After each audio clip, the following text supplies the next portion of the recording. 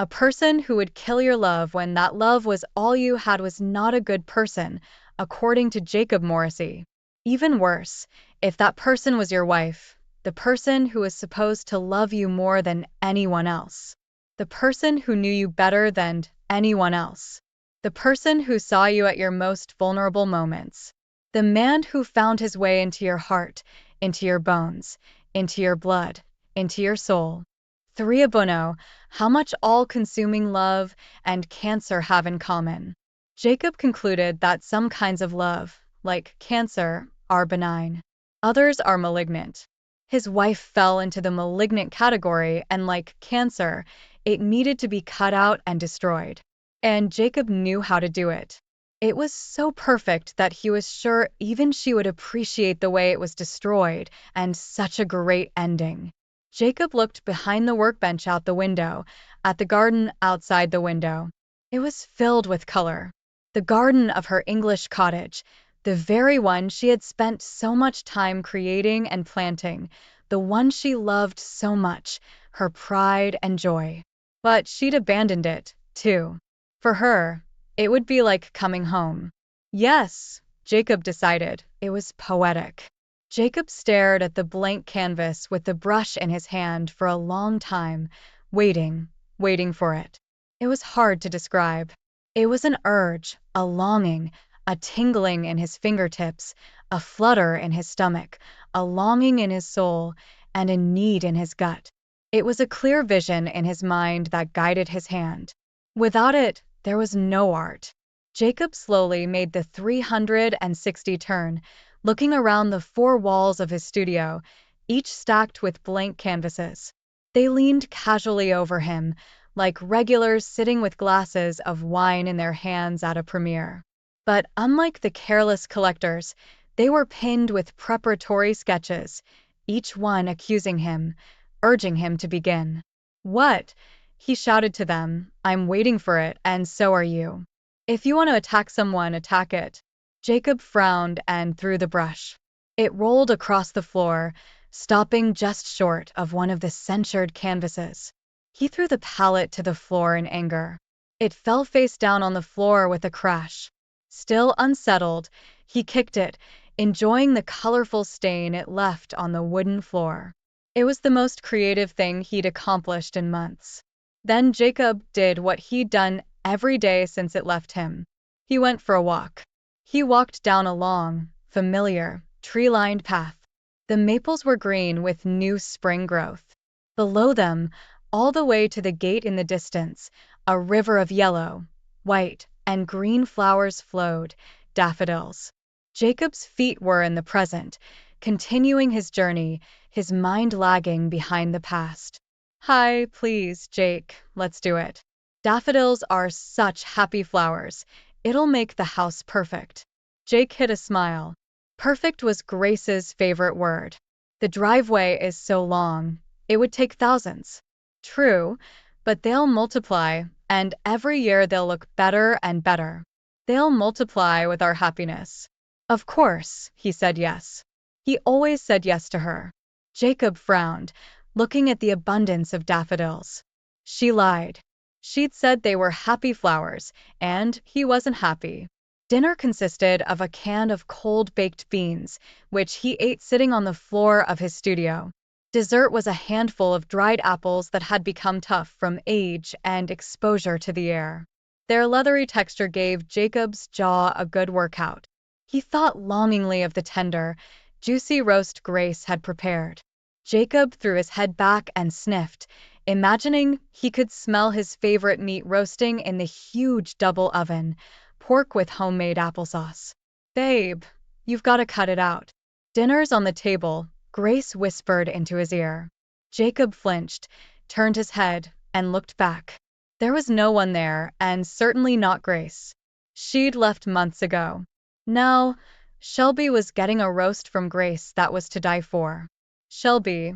Who the hell is a guy with a name like Shelby?" Jacob asked from the empty room. "Miserable, effeminate, born with a silver spoon in his mouth, an art collector with more money than brains, that's who." Jacob snorted, remembering how he'd described the effeminate man who'd stolen his wife. A man of fast cars and even faster women.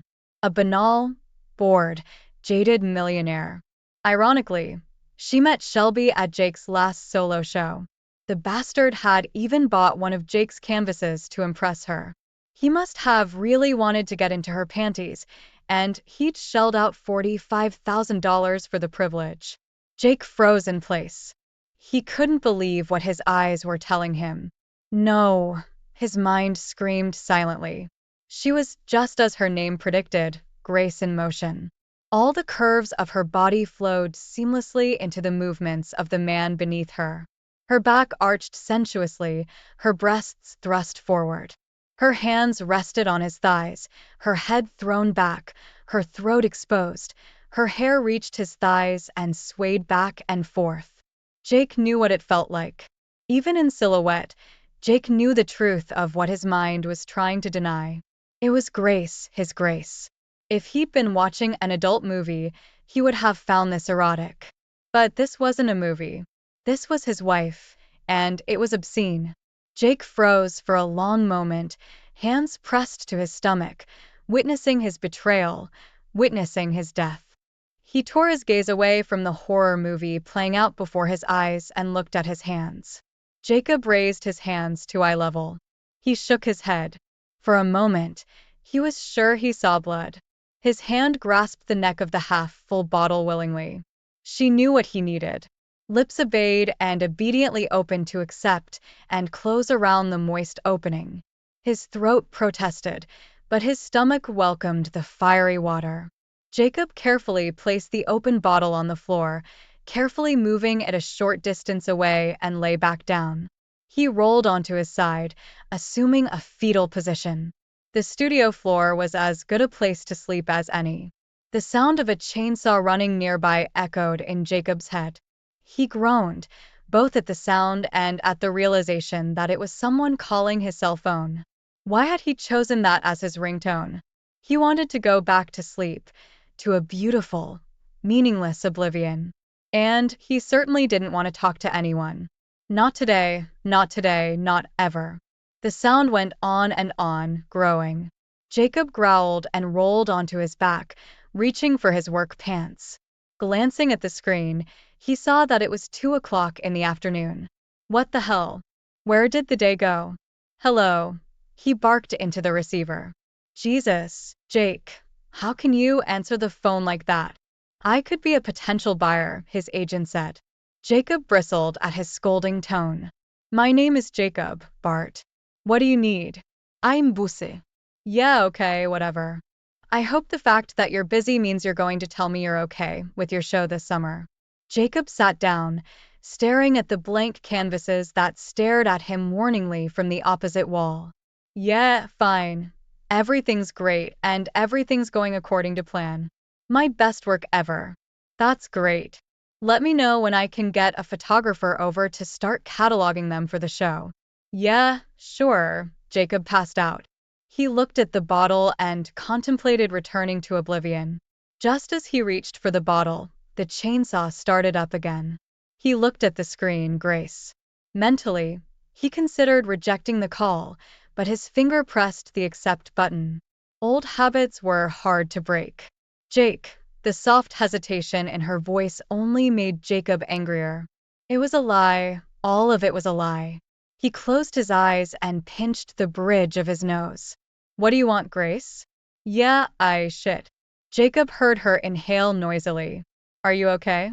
Are you taking care of yourself? You sound weird. You don't drink too much, do you?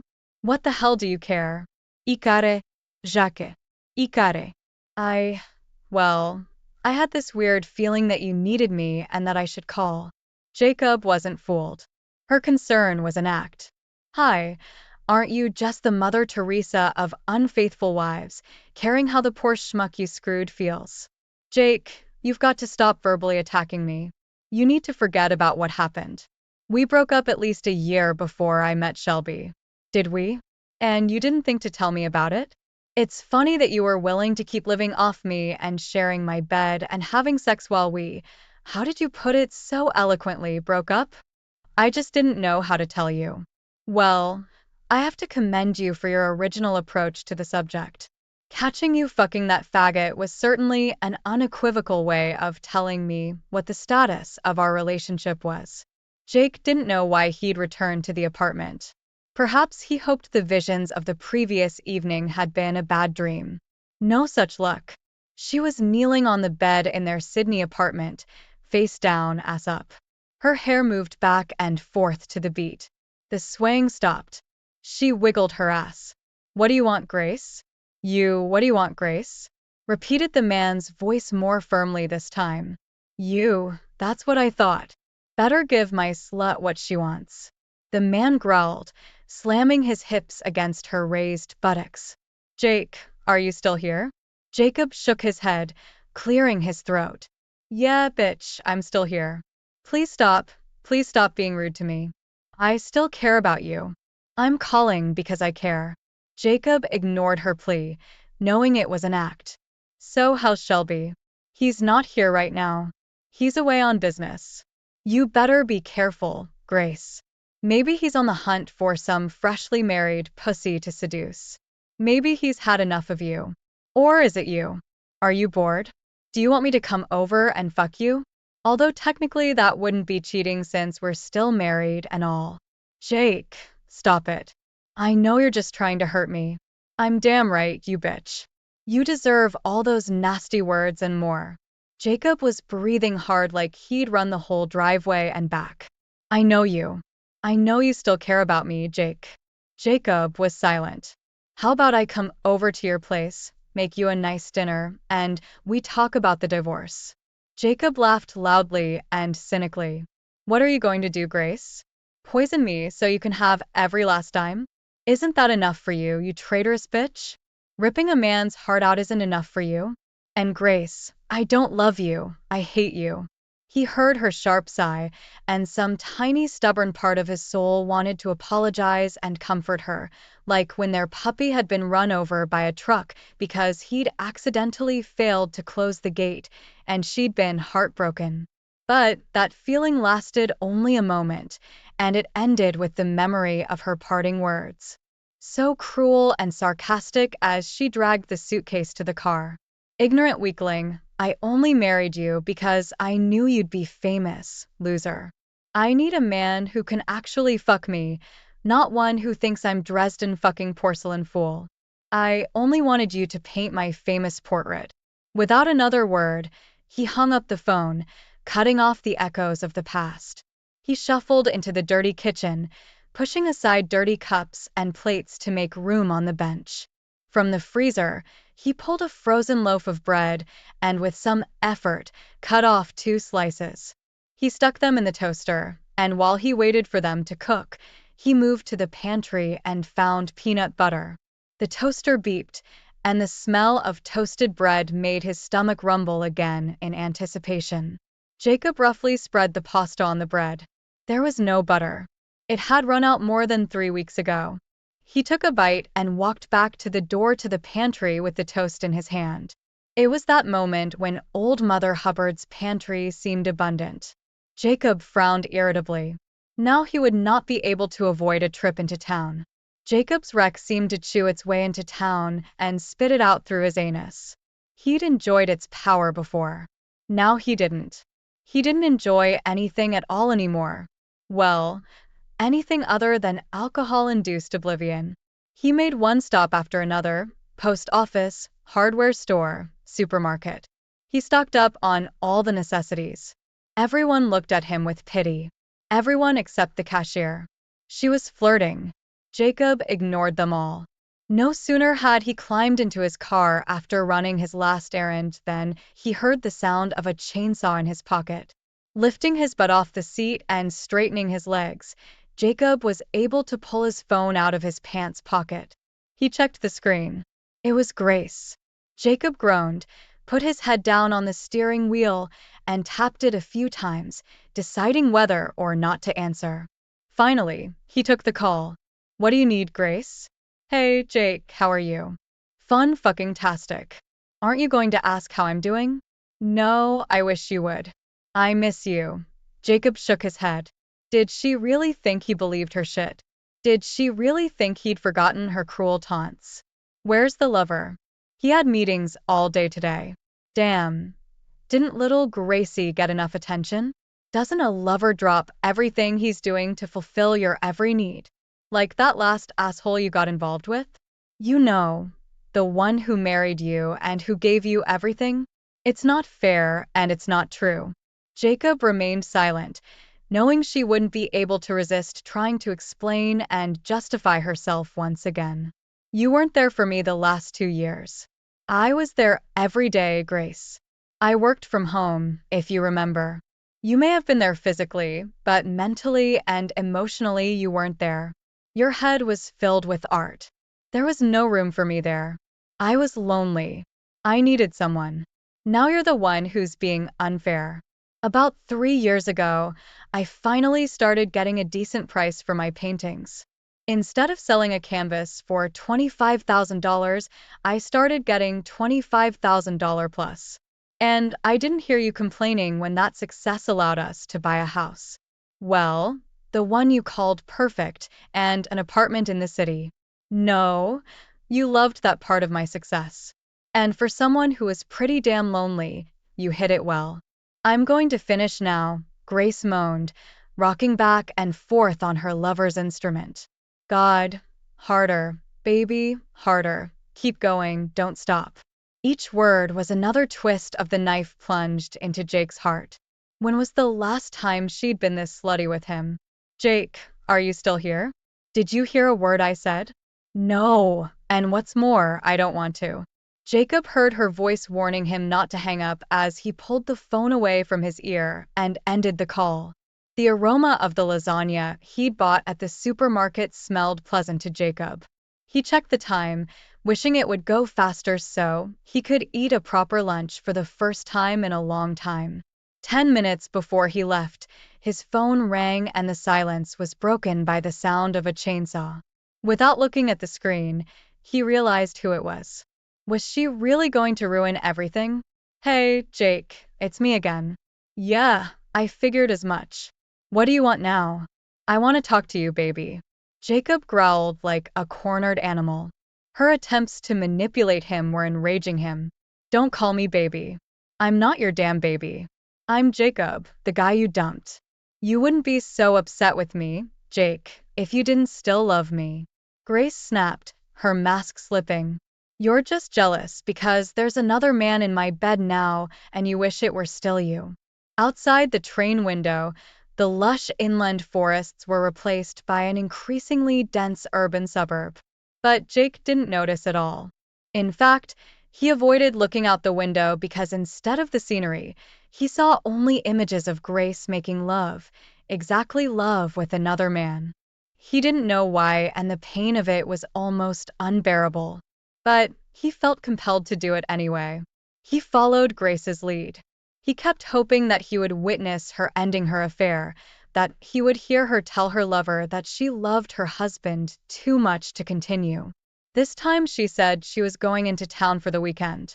He decided to take the train and rent a car so as not to risk Grace recognizing his car. He parked on the opposite side of the narrow street from Shelby Holborn's mini mansion in the trendy suburb of Paddington and waited. He knew Grace would easily beat him to town. The train was much slower than her little sporty Lexus. He'd already been to their apartment in Bondi and made sure that neither she nor her car were there. Jake figured that meant she intended to stay the night at her lover's house. Jake watched Holborn's neighbors return home, walk their dogs, drive off to an unknown destination, and generally go about their business. And as he waited, he was tormented by the question of her choice of lover. Her choice was insulting in itself. The guy was a spoiled pretty boy, a playboy, inherited wealth, right out of high school, took a high position in the family firm. Everything was handed to him on a platter. What did Grace see in him? Did she honestly believe he'd change his ways for her? That he wouldn't get bored of her like all the other women he'd pursued? Jake may not have had the same level of wealth as Shelby Holborn, but his last 3 exhibitions had grossed over $750,000 each. And he was now a vibrant presence in the art world. Australia's new Brett Whiteley. On top of all that, he was a self-made man. No one handed him anything on a platter, and he wasn't petty, vain, and selfish. His patience had been rewarded, though for Jake, it was bittersweet. He'd been right. She was indeed going to stay the night at her lover's house. He was close enough to see the slit of her cocktail dress almost reach her waist as she stepped out of Holborn's sleek Ferrari. The bastard didn't even have the manners to open the door for her. He was close enough to see that the neckline of the almost dress was so deep that there was no way she was wearing a bra. Worse, he was close enough to overhear their conversation, which had obviously started back in the car. "Do you really think I can get that much if it comes to divorce?" Jake's jaw dropped in surprise. Divorce? She wanted to divorce him? He thought the decision would be left up to him. He would confront her, she would beg for forgiveness, swear she loved only him and promise to end the affair, and he would decide to forgive. It would be difficult and take time, but for her sake, he would try. He loved her enough to give her a second chance. Yeah, easily. I checked the value of both properties. You guys bought at the right time. Real estate prices have skyrocketed since then. And then, you've got dollars in the bank, his own art collection. Holborn was meaningfully silent. Wow, I hadn't even considered his work, Holborn laughed. They'll be worth even more when he's dead. And of course, being still married to him, you'll automatically inherit everything. But what if he doesn't kill himself before the divorce becomes final? You'll still inherit his estate unless he changes his will, and even then you can contest it. Good God, she wanted him dead. She wanted him to commit suicide. The fact that Grace had used the knowledge he had entrusted to her at the beginning of their relationship to drive him to extremes was too much. What kid wouldn't try to kill himself after being told he was the only surviving member of his family after a car accident? The last bit of Jake Morrissey was dead. Jake, can you at least answer me? I'm Jacob, and no, I can't answer you because I wasn't listening to you. Jacob sensed her anger and frustration. Well, you better start listening. I'm losing my patience fast. You can't avoid me forever. I can try a good old college tryst. He smiled as the mask of her false sincerity fell again. Well, at least do it forever then. Go to the top, asshole, and spare us a divorce. Jacob laughed and hung up the phone. Jacob stood in front of his easel, the now familiar frustration bubbling up from his gut. Nothing know it. Jacob hated Grace for depriving him of it, as much as he hated Grace for her betrayal, for her evil desires. He looked to his left, beyond the workbench, out the window at the garden of her cottage. He had often watched her as she worked in the garden. His latest work had been a semi-abstract depiction of her in various guises in the garden surrounding their house. How could she say he wasn't there mentally and emotionally when he'd spent 12 months following her around, drawing her, photographing her, painting her in her favorite gardens? She couldn't. Her words were lies, deliberate lies designed to poison his memories, a deliberate attempt to rewrite their history by making him out to be the villain. All to justify her deception, her greed, a way to justify her infidelity, a way to drive him crazy, drive him to suicide. Jacob grinned. She could lie to herself and everyone else all she wanted. He knew the truth. The truth was that she was a malignant cancer, a cancerous growth in his life. A fantasy of destroying Grace played out in Jacob's mind. He looked at her garden, and as he looked at it, the colors seemed to become even more saturated. The blues more vibrant, the yellows more radiant, the reds deeper and juicier like blood. Even the greens became greener, like moss on a forest floor. Euphoria spilled through my veins, filling my heart, my head, my fingertips. Soon, Jacob reached for the bottle and took a sip, the fire water mixing intoxicatingly with the euphoria. Jacob checked his phone and smiled. 6 messages. He guessed who was calling. He enjoyed frustrating her attempts to talk to him. He hoped her self-control was eroding as quickly as his sanity. He decided to reward himself. After all, he'd gone to the mailbox to get the mail. Maybe he wouldn't read anything, just add a handful to the already huge collection that occupied the office desk. But the fact that he had emptied the mailbox deserved recognition. He sat at the dining room table, reclined in his chair, and drank his coffee. He added alcohol to it and dialed a number to access his messages. Hey, Jake, it's me. Please call me back, baby, I'm worried about you. Jacob snorted. Who did she think she was fooling with her sweet words? No one, certainly not him. Jacob waited for the standard voice to tell him the date and time of the second message left on his cell phone. Jake, it's me again. I know you're here. Please stop ignoring my calls. I need to talk to you. Call me back as soon as you get this message. Jacob smiled, noticing the note of irritation in her tone. Grace wasn't the most patient person, and Jacob knew better than anyone that she hated being ignored. As he waited for the third message, he took a sip of coffee. To his disappointment, it was Bart, his agent, wanting to know how the next show was coming along. Jacob frowned. He'd have to call the leech back and assuage his fears, or Bart was just as likely to show up unannounced, and that was no good. No, absolutely not.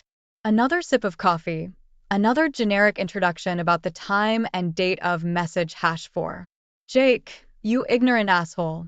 You better damn well call me back or you'll regret it. I'm going to make your life a misery.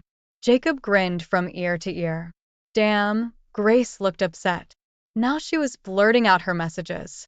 And who is it she called an ignorant asshole? At least he always opened doors for her, brought home her favorite chocolates every time he went out of town, and made her coffee every morning, which she sipped while still in bed because she didn't like mornings. Did the handsome Shelby do all that? Jacob thought not. He was probably too busy following in Grandpa and Daddy's footsteps and figuring out what to spend his next million on to bother with such trivial considerations. He certainly wasn't opening car doors for her, and he really liked calling her a whore. Jacob shrugged. Maybe she liked being treated like a cheap whore. Maybe that was where he was wrong.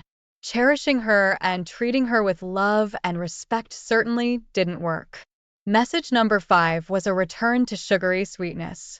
A fervent apology full of affection and requests to call her. It should have won her an Academy Award. When Jacob received the last message, he experienced a mental high. He selected the number on the messaging service necessary to repeat the message. He closed his eyes and leaned his head back, savoring the jubilation. This is it, Jake. My patience is at an end. I will no longer be avoided by anyone. I'm going to the house and you damn well better be there. Jacob selected the option to save the message. He refilled his coffee, added another shot, and walked into his studio. His gaze immediately went to the window.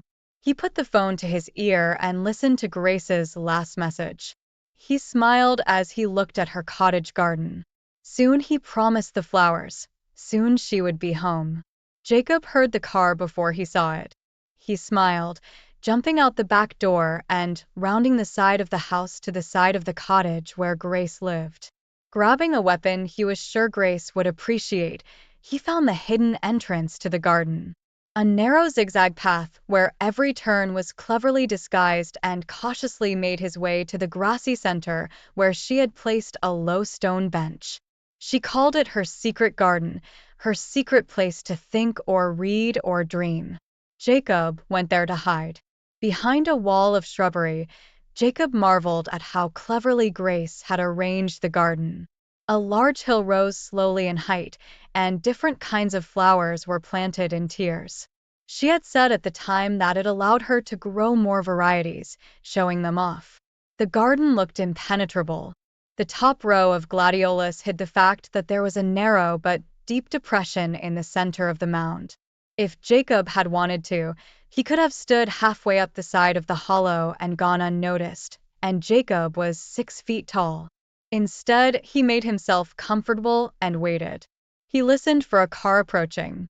He recognized it as Grace's Lexus. The car stopped, he thought, right behind his car. Unexpected was the sound of 2 car doors opening and closing. Interesting.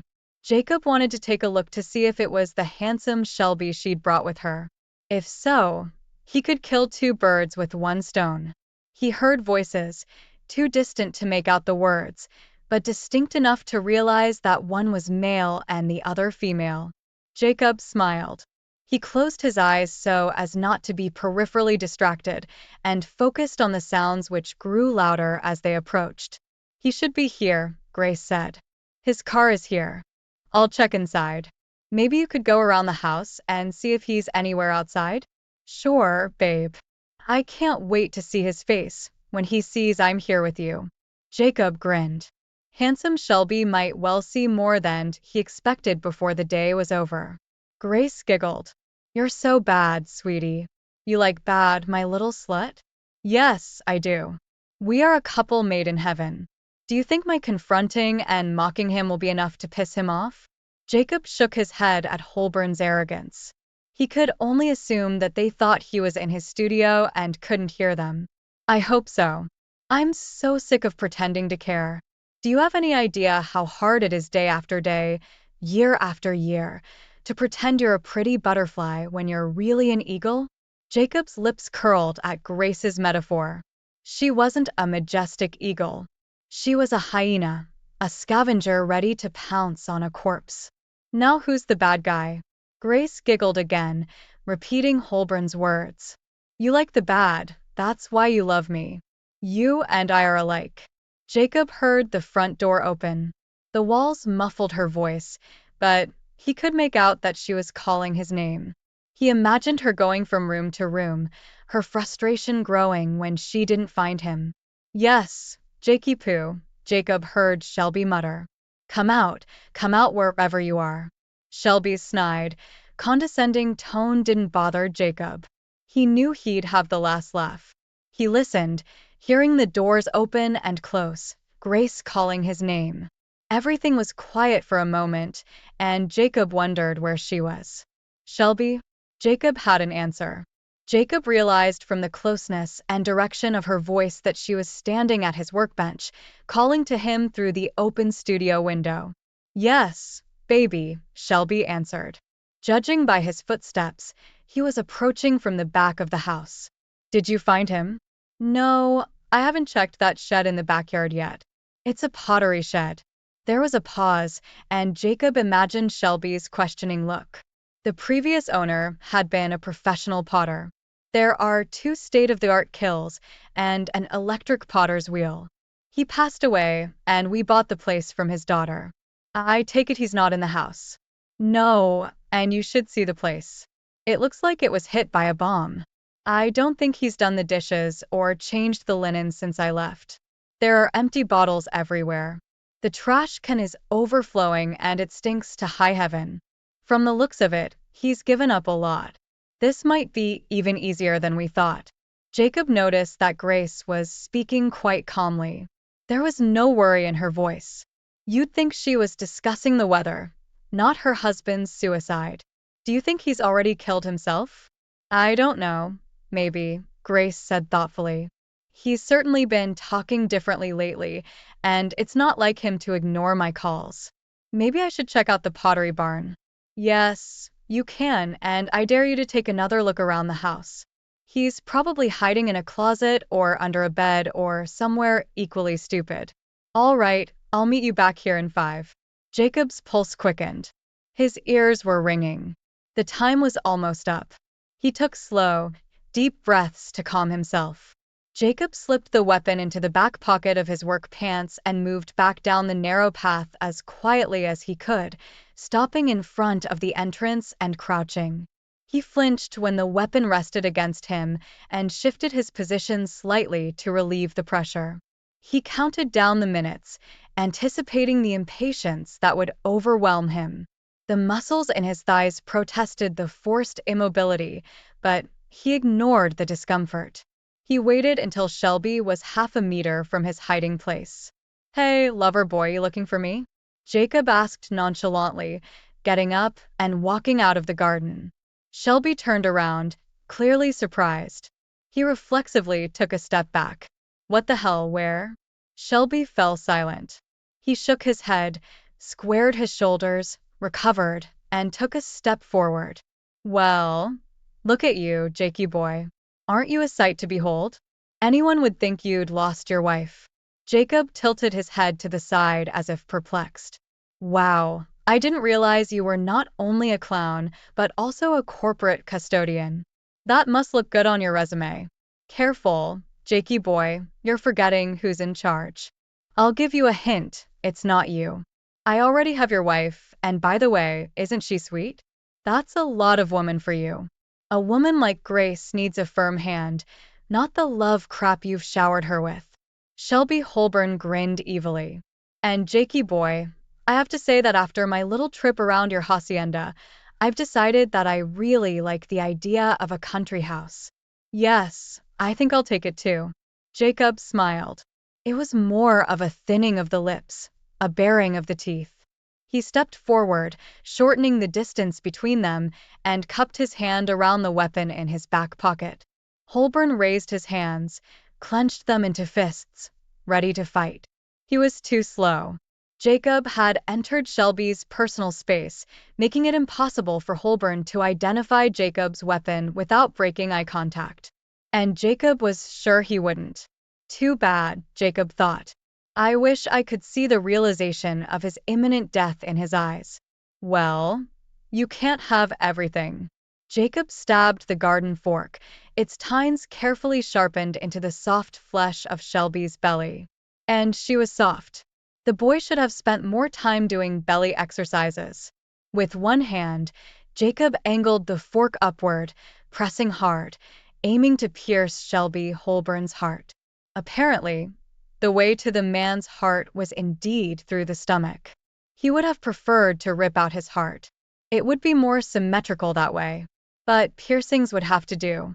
With his other hand, he covered his mouth, muffling his screams. He stared intently into Holborn's eyes, enjoying the expression of shocked horror. Holborn's hands clutched at Jacob's arms as if trying to hold him down. Jacob brought his face so close to Holborn's that their noses were almost touching. He gave him a deliberately mad look. "Get the fork, Holborn." Jacob laughed happily at the play on words. And he was sure that even Martin Riggs, Mel Gibson's character in Lethal Weapon, would have been pleased at his cleverness. "Shelby? Jake?" Grace's voice distracted Jacob from his joke for a moment. He looked over Holborn's shoulder and smiled at his wayward wife. "Hello, Grace. How nice of you to drop in on your lover." When Grace took a step forward with a confused look, Jacob gave one last push.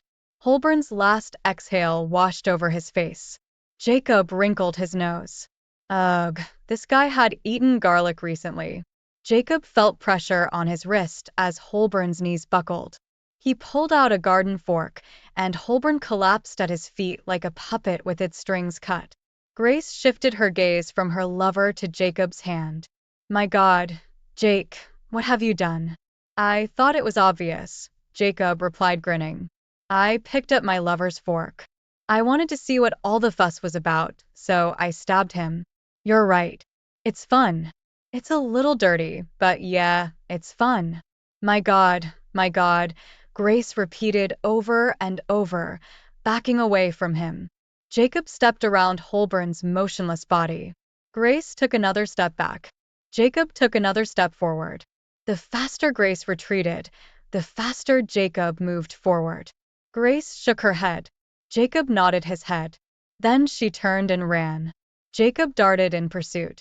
Adrenaline pulsed in his veins, and he realized what it was to be a lion chasing a gazelle. It was intoxicating. He closed the gap, adjusting his grip on the garden fork. Sprinting at full speed, he boomeranged the fork at Grace's legs and grinned as she fell face first onto the lawn a meter away from the car. In a moment, Jacob was on top of her, flipping her over onto her back and riding her, pinning her arms to her sides with his hips. He squeezed her tightly, risking a sideways lean to reach for a garden fork. Loverboy said you like it rough, that you need a firm hand. Well, how do you like it, Grace? Jake, don't, please don't, she whimpered, clearly frightened. I'm not Jake, I'm Jacob. What, Jake? Please don't hurt me, you love me, I know you love me. Read my lips, bitch. My name is Jacob, I'm not Jake. Jake loved you, I didn't. God, he loved you so much. He was the only person who cared about you. You were his reason to breathe, and how did you repay his loyalty? You fucked him, you killed him. Grace sobbed, rolling her head from side to side. Jake, you're not making any sense. Please listen to me. You're not this Jacob, you're Jake Morrissey. You're my husband and you love me, just like I love you, just like I've always loved you. I came here today to apologize to you. Jacob laughed. Nice try, bitch.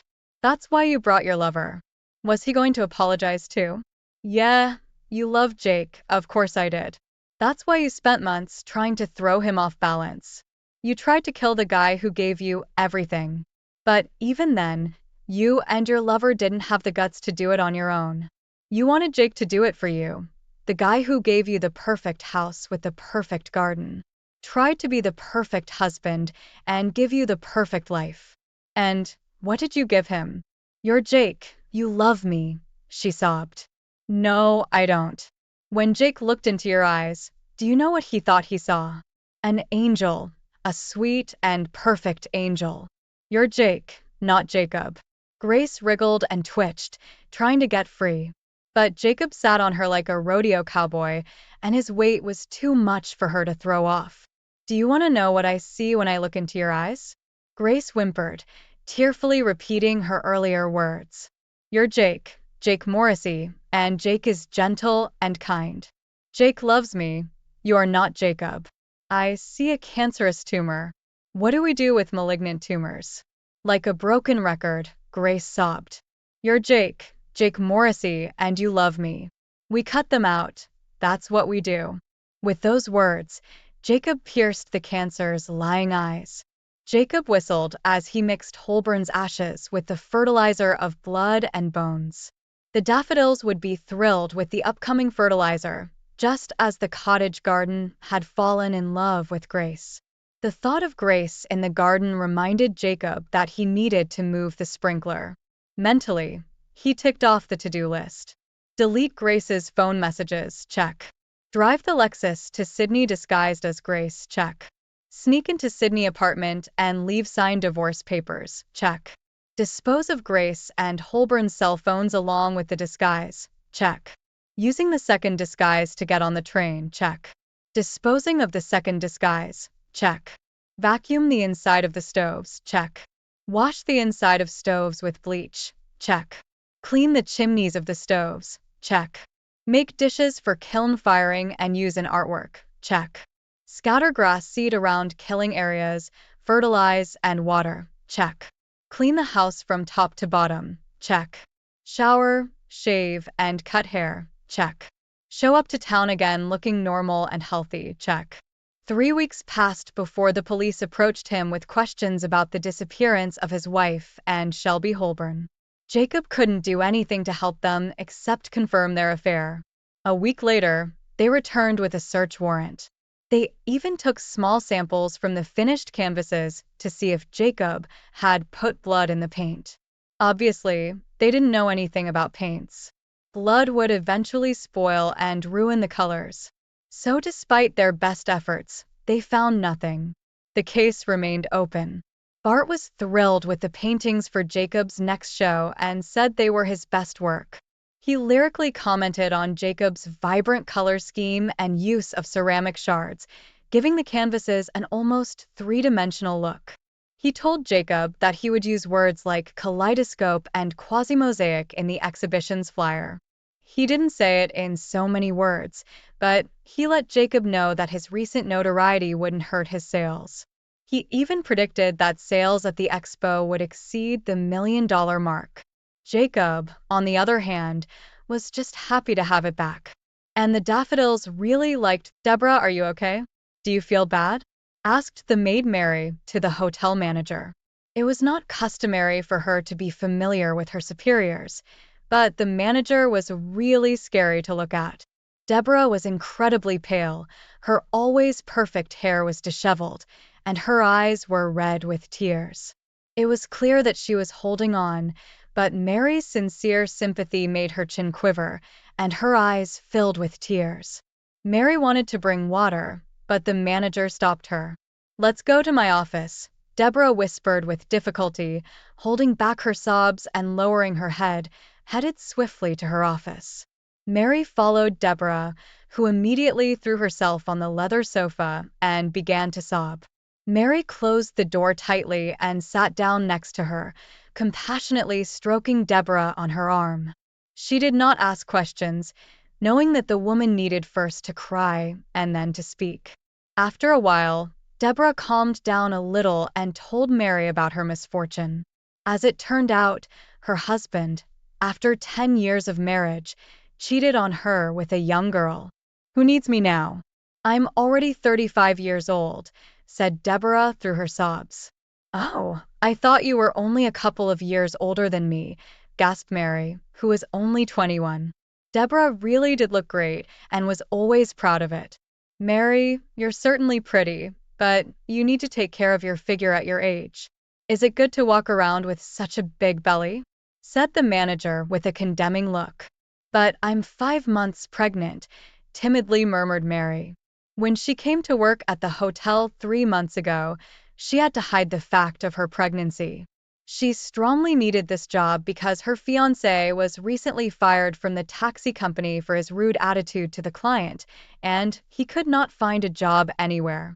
And now Mary decided to tell her boss the truth, because soon her condition would be obvious. Hearing the news, Deborah began to cry even harder.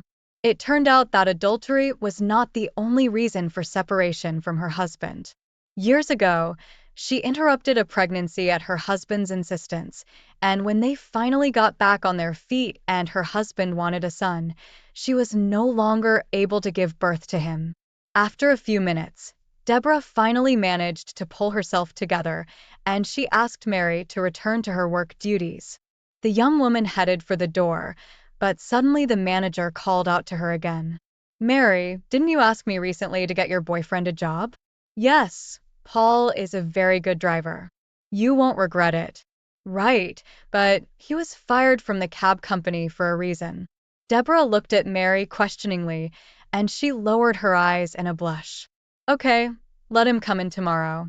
I'll talk to him, and maybe we'll take him, but on probation." Mary rejoiced and began to thank Deborah, but she had already stared into some papers and made it clear that the conversation was over. The next day, Paul, immaculately shaven, wearing pants and shirt perfectly ironed by Mary, stood at the entrance of the hotel. This was the chance he could not miss. Now the main thing was to make Deborah like him and pass the probationary period. The interview was quick, and Paul got the job. How successfully her fiancé was working, Mary discovered only a couple of months later when she got to the maternity hospital. She repeatedly tried to call Paul to tell him about his daughter's birth, but the phone was silent from her shift worker who came to see her. Mary heard that the day before, Paul had driven away Deborah with a suitcase and no one else had seen them. Mary did not know what to think. She cried all day long, calling hospitals and morgues, but all to no avail. Mary was waiting to be discharged so she could write to the police about her fiancé's disappearance. But when she came home with the child, she saw a miserable scrap of paper on the bed in their rented apartment. It was a note from Paul. Placing her newborn daughter on the bed, Mary started reading. Paul briefly informed her that he was leaving her for Deborah and that they were going on vacation together. At the end of it was a postscript. "The apartment is paid for to the end of the month, then pay yourself, or you can go to your aunt's in the village, since your boss don't want to see you working in a hotel anymore. And as we are not married, I do not owe you anything." Mary threw herself on the bed and wept in pain, resentment, and disappointment. She realized that the fate of many young girls who got pregnant before marriage, who believed their boyfriend's stories, had caught up with her. First, they had no time to get married, then they had no money, then Paul had problems with his job, and now she had to go back to the village alone with the baby to her aunt and listen to her reproaches and lectures. But she had to go back, since there was no other way out. At the threshold of her aunt's house, Mary stopped in indecision. Aunt Helen was a strict and unkind woman, and Mary was afraid of her reaction. But suddenly the door swung open. "Well, come in, don't be afraid," said Helen, quite friendly and smiling, took the baby out of Mary's hands. "How did you name your daughter?" "Victoria," Mary whispered. "Victoria means winning. It's a great name, not like yours. I never could understand why your mother named you that." Mary sighed, listening to the familiar grumbling of her aunt. She was the older sister of Mary's deceased father, and she would have been grandmother to her niece by age. Helen, noticing the gloomy expression on the girl's face, stumped. "Okay, darling, I am not going to ask questions now, so don't worry. We need to take care of the baby, and first of all to feed her." Mary cried and told her aunt that she could not feed her daughter because she had lost her milk. Helen gasped and realized that her niece had a serious problem in the city. When the baby girl was bathed, changed her clothes, and fed with formula, she fell asleep, and Helen thought about what they should do next. The woman said that an old rich woman lived in their village. The locals did not like her, and she, due to her contentious character, did not let anyone near her and seldom communicated with anyone except Helen. In recent years, Mrs. Carter became quite sick and could not go to the store or cook her own food, so Helen helped her as much as she could. But now the situation had changed. It had become difficult for Helen to help Mrs. Carter because of her age, so she suggested that Mary get a job at Mrs. Carter's house as a helper. Mary was in dire need of money and work, but she still had doubts since she had a little baby in her arms. "Don't worry, I'll take care of Victoria," assured Mary's aunt. "This is your own home, and you and I are the family." There was so much tenderness and warmth in her voice that Mary simply could not believe her ears. And for the first time in her life, Helen told her niece about her hard fate, about her 3 miscarriages in her youth, about how her husband had left her for someone else, and how she had suffered. And Mary finally understood much of what was incomprehensible to her in her aunt's behavior when she was a teenager. "And don't be afraid of Mrs. Carter. She only looks so formidable. But in fact, she's an unhappy elderly woman," said Helen. And in great secret, she told her niece the Mrs. Carter's sad story. It was all about her daughter Caroline. The girl had been in love with a poor guy Tom since high school, and Mrs. Carter was against it and forbade them to date. When the guy was drafted into the army, Mrs. Carter arranged with the local mailman and intercepted the lovers' letters to each other. Tom, thinking that Caroline had forgotten about him, stopped writing to her and returned from the army already with his bride. Mrs. Carter was pleased. Her plan had succeeded. And on the day of Tom's wedding, Mrs. Carter went to a neighboring town to visit relatives, and her daughter left home alone, took sleeping pills. When Mrs. Carter returned home the next morning, the girl was already dead. Since then, Mrs. Carter lives alone in her enormous home with her wealth. But does she need it since she destroyed her own daughter with her own hands? Mary listened to the story and promised her aunt that she would try to be patient with Mrs. Carter and not let her down. Until this moment, Mary thought that she was alone in this world, and it turned out that she had the best aunt. Everything was going great now. She would have a job, and her daughter would have a wonderful nanny ready to give her all her unspent love. The next day, Helen went to see Mrs. Carter. They talked for a long time, and at first, the woman grumbled and didn't even want to hear anything. But then, with difficulty, she agreed. At heart, Mrs. Carter knew that except Helen, she has no one to rely on, so grumbled more out of habit. The first time it was not easy for Mary with grumpy Mrs. Carter. The young woman often got home late at night and fell on her bed without energy. And it was not easy for Helen at first to cope with little Victoria. But as time went on, things gradually got better. The only room to which Mary was forbidden to enter was on the second floor, and only Mrs. Carter had the key. She did not explain the reason, and Mary tried to pretend that she was not interested. But the reason was simple. Caroline had died in this room. She had died of unhappy love and her mother's cruelty. Then, on that fateful day, Mrs. Carter had locked the girl in her room, fearing that she would go to her ex-fiancé's wedding and do something stupid. Could she have thought then that her daughter had already made up her mind, and that sleeping pills had already been prepared in her bedside table to forget herself and fall asleep forever? But there was nothing Mrs. Carter could change now. Watching Mary, she often bitterly thought that if she had not been so cruel to her daughter, then today it would be her granddaughter helping her, not Mary. 3 years had passed, little Victoria was growing up, and Mary was still caring for the elderly woman. But now more out of the call of her heart than out of duty, because they became very attached to each other. Mrs. Carter began to sick more and more often.